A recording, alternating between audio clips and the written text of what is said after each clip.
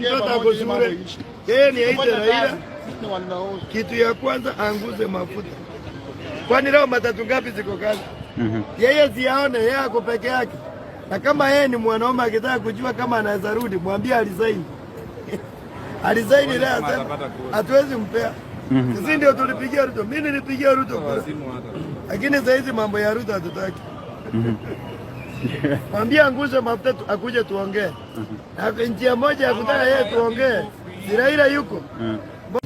Na akasema yeye atalilia Asora. The Asora nation we need is real. Si mtu kujifanya Asora wakati anataka kura akiingia pala na geuka na kuwa dynasty. My friend, that one we can't tolerate anymore. So Ruto wewe jifanya kichwa ngumu, but at the end of the day utaumia. Sisi tutarudi the other side, we pack up Raila.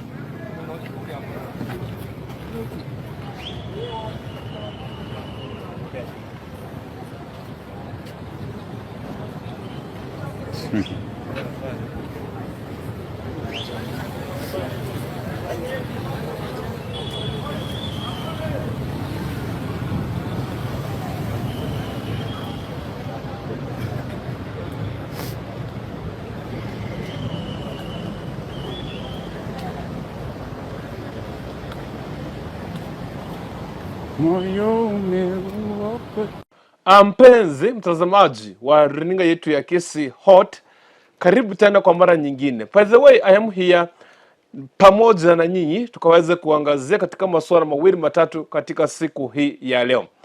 Today is the second day of the maandamano ambayo ilikuwa imewekwa na Raila Amolo Odinga. Being the second day, we have seen some people maandamano yakiendelea na some parts of the country. Tumeona kwamba hakuna maendeleo, lakini hakuna biashara ambayo inaendelea katika sehemu hiyo. Kama kuna maendeleo ambayo haiendelee, kama hakuna maandamano ambayo inafanyika katika hiyo sehemu, haya pasi maduka yamefungwa, watu wanahofiana kuogopa, kuna biashara ambayo inafanywa.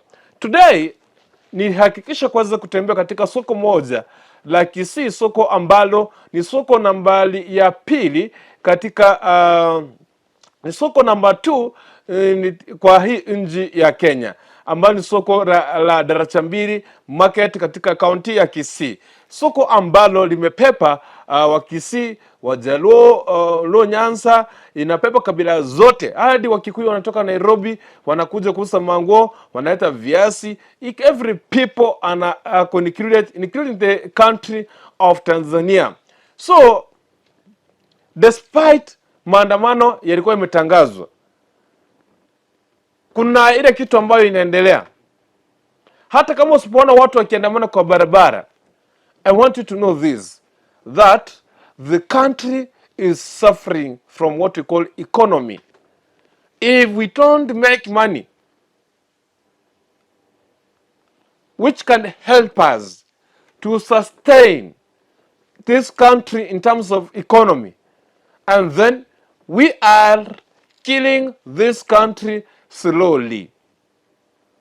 Now, sio hiyo menilete hapa. By the way, Papa Raila Amolo Odinga, he has confirmed that he is well, and he has given the reason why he has been not seen in this since on Wednesday kwa hii maandamano. So we have the reason why he has said the reason why he is under or he is under indoors. Amesema kwamba alikuwa na homa, lakini baada ya kuangaliwa na madaktari ameweza kuendelea kupona. So what ambayo imenileta hapa ni hii. You know, there is what we call intimidation. There is what we call blackmailing. And there is what we call this, after intimidation, this is what we call, what do you call it? Dictatorship. Dictatorship. When you dictate people, you don't want to hear from people. You feel like you're the final man. Dictatorship. Anyway, welcome back again to Kisi Hot. My name is Dennis ama Nikukwe Rikonto. You know, Ladies and gentlemen, allow me to speak this, that this country, it has started developing what we call dictatorship. You know, dictatorship haikuji once pa. It comes slowly, slowly, slowly, slowly. And then at the last moment, you are going to find yourself that you are in the country which is full of dictatorship. I mean, in the Constitution of 2010, it guarantees the people of the Republic of Kenya to assemble, to picket and demonstrate peacefully. And then here it has come to an extent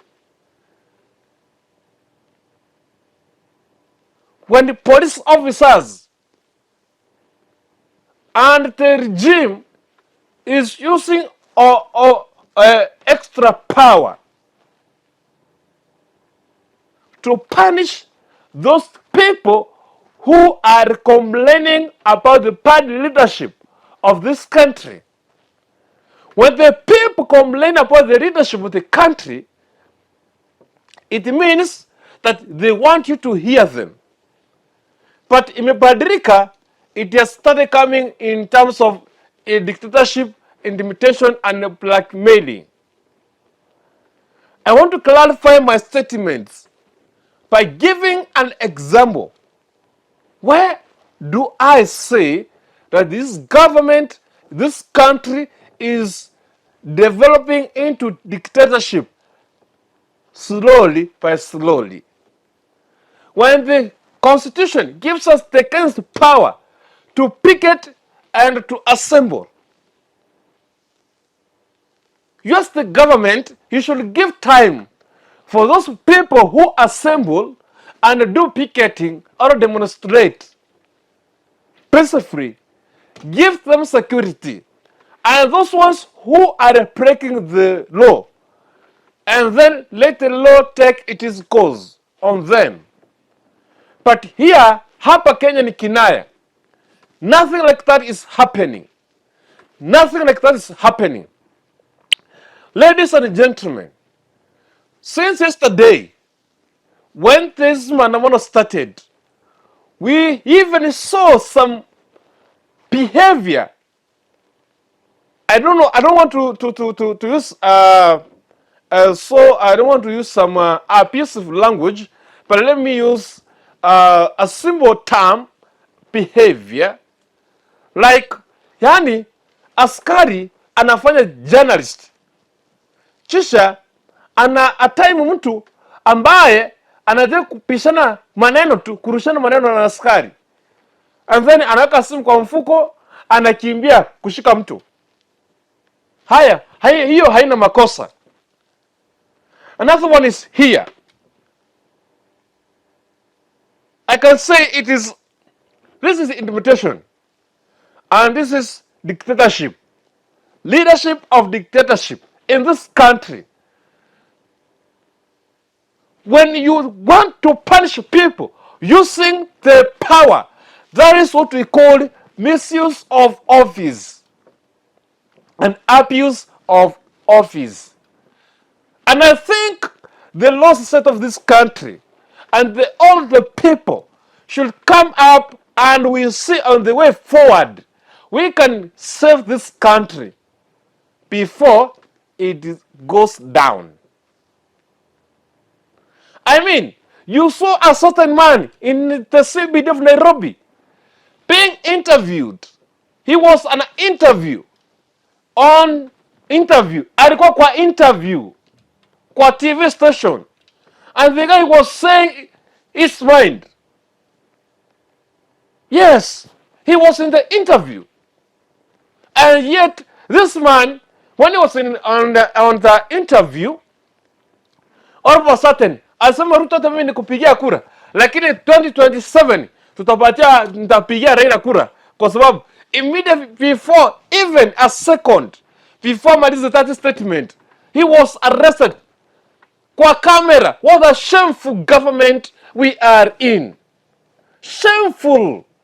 Unatoa mtu kwa interview. This is what we say, this is dictatorship. And I mean it. This is what we call dictatorship. There is nothing else. When you want to arrest someone who is addressing who is giving views according to his mind. Let me ask you a question. Kwani nyinyi wa Kenya mlikuwa mnajua intimidation na hii dictatorship ni nini?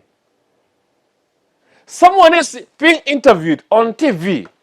Yani wewe hata uogopi. You don't have that mind to think deep like this person is ni interview. Anaulizwa amesema kwamba 2027 hatapatia Ruto kura. Why are you intimidating that person? That is what we call dictatorship. And they arrested this guy. I want you to look at this. Si maneno yangu mimi kama Kuntu. It hurts me. I want us to look at this clip. This video clip of this young man. Amalize. He was arrested on camera. Let's look at this video clip. Kuna mtoto ako shule. Yeye ni aite Raila. Kitu ya kwanza anguze mafuta. Kwani leo matatu ngapi ziko kazi? Yeye siaone, yeye ako peke yake. Na kama yeye ni mwanaume akitaka kujua kama anaweza rudi, mwambie alizaini. Alizaini leo sasa. Hatuwezi mpea. Sisi ndio tulipigia Ruto. Mimi nilipigia Ruto kura. Lakini sasa hizi mambo ya Ruto hatutaki. Mwambie angushe mafuta akuje tuongee. Njia moja ya kutaka yeye tuongee. Si Raila yuko.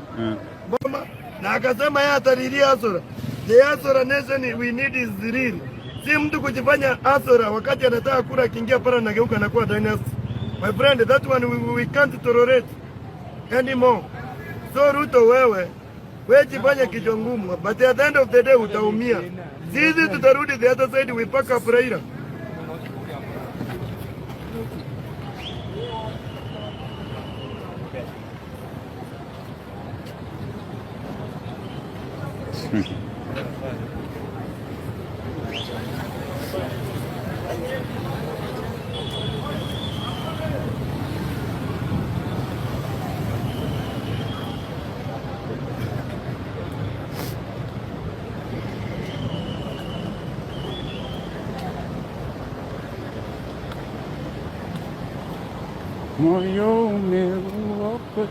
You have seen.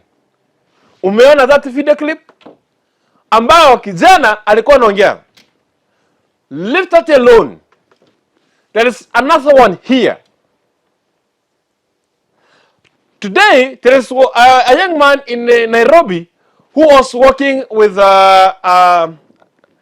a pangle, I can say, and water. Alikuwa ameandika majina tu kwa karatasi na amekunja.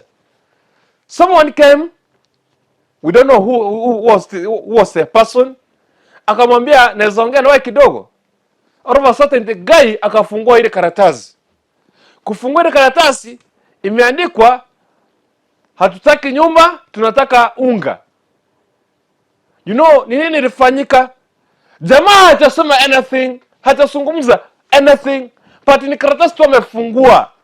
All of a sudden he was arrested and he was forced to enter into a private car. And the people who arrested him, they were in civilian. What Kenyans, mnadhani dictatorship ni nini? The word dictatorship, don't mind about definition of dictatorship. Just mind the word dictatorship by these actions.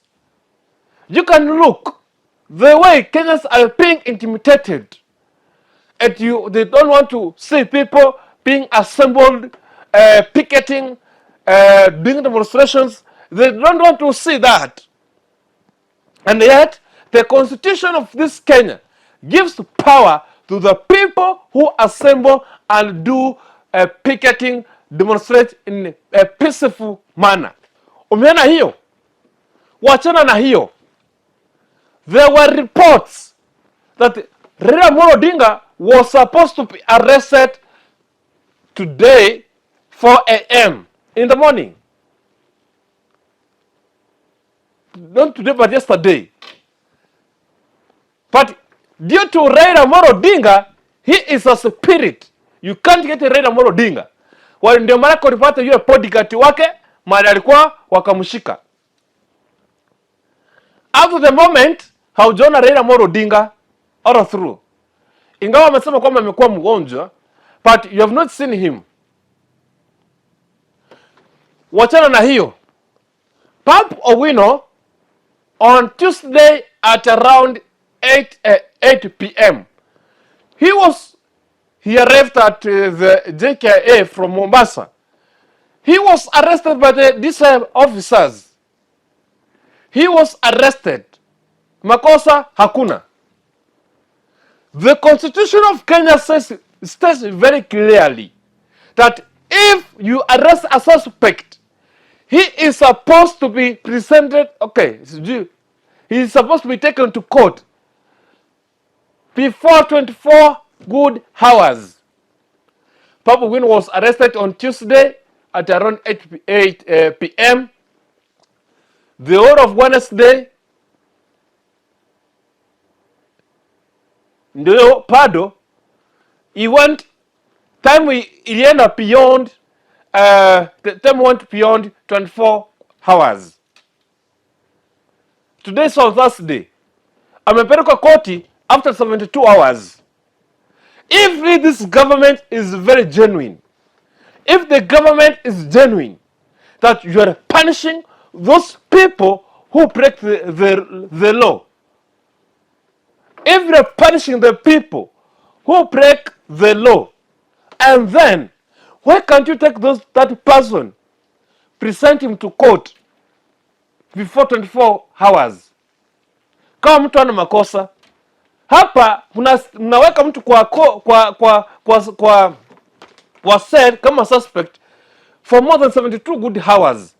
Kesi ya Papa Owino imeongewa saa 12 masaa ya ofisi wakati imeisha. That's what we call intimidation. So walikuwa na plani hadi kesho Friday wameweka more than 24 good hours. Do you know why mtu anaweka kwa cell more than 24 hours?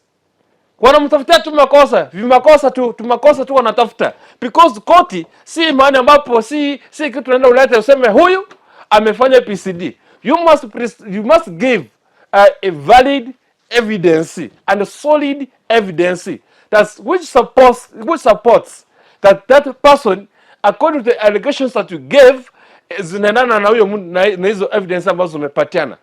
So we suspect that Pap Owino, they were looking for a way.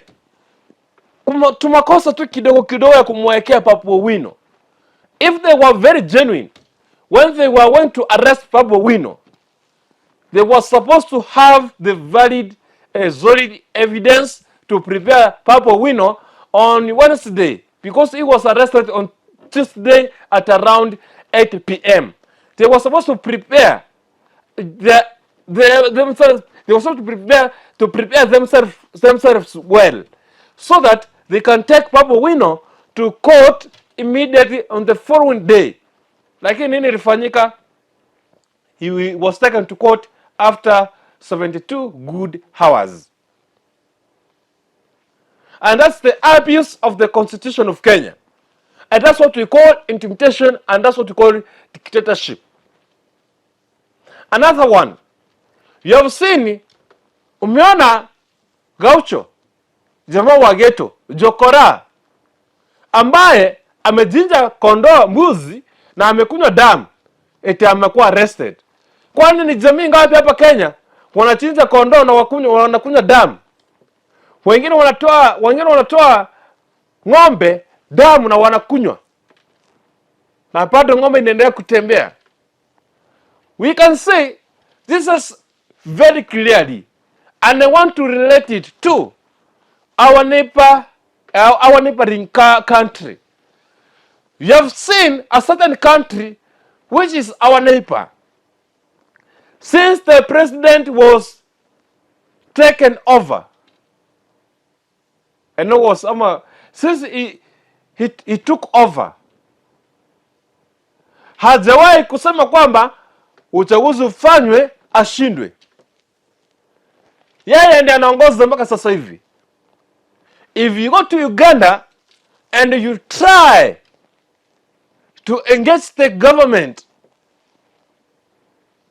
the same thing ambayo inafanya Kenya is the same thing ambayo inafanya Uganda. The same thing ambayo inafanya Uganda is the same thing ambayo inafanya Kenya.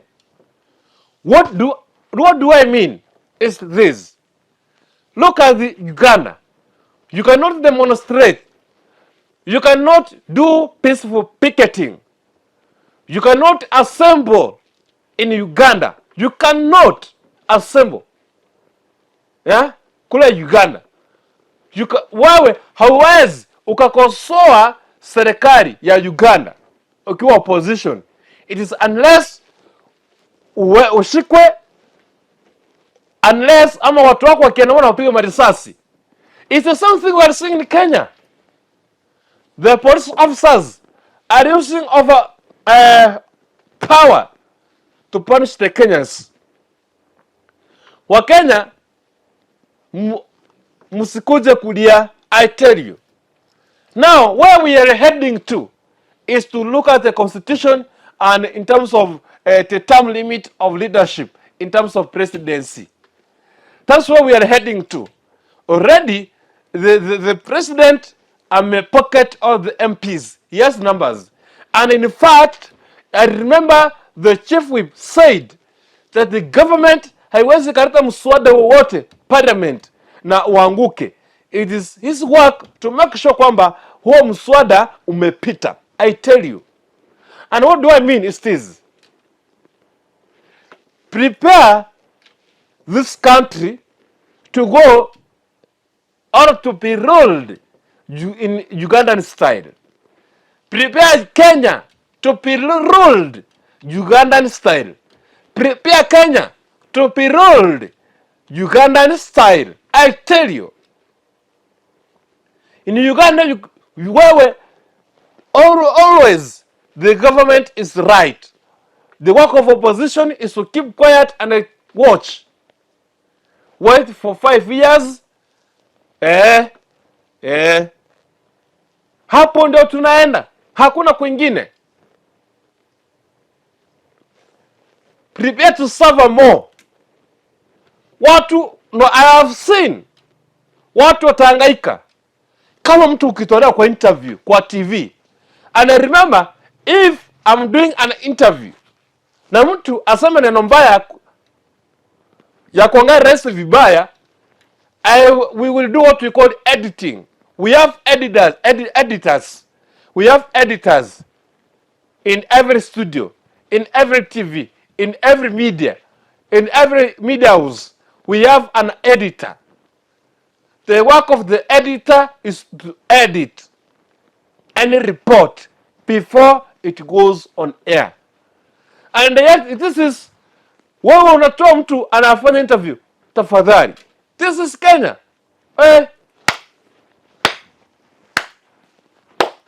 Sasa, it is time to accept. But remember, history will judge you harshly.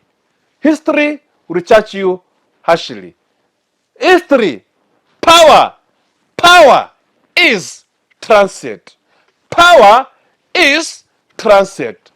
Power is transient. See you later, ladies and gentlemen. My name